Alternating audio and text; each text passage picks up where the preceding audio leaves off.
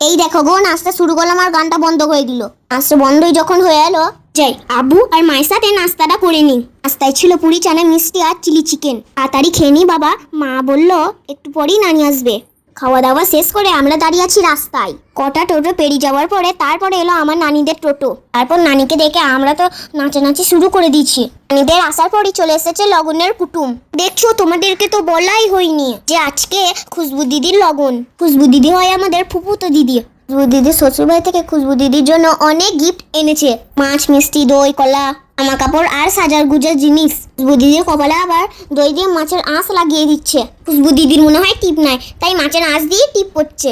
আমরা সবাই video camera হচ্ছে বলে দিদির পাশেই বসেছিলাম। দিদি গাছকে কত সুন্দর সুন্দর শাড়ি দিয়েছে। আমাদেরকে আর এসব দেখতে ভালো লাগছিল না, তাই আমরা বাইরে চলে যাচ্ছি খেলতে।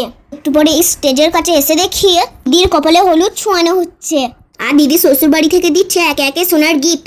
আর কি যে গরম, এখানে থাকতে পারছি না। দিদি একাই বসুক, আমরা চললাম। বেটিদের পুরনো ঘরে এসে দেখি আমার নানি এনেছে থালার সাজ।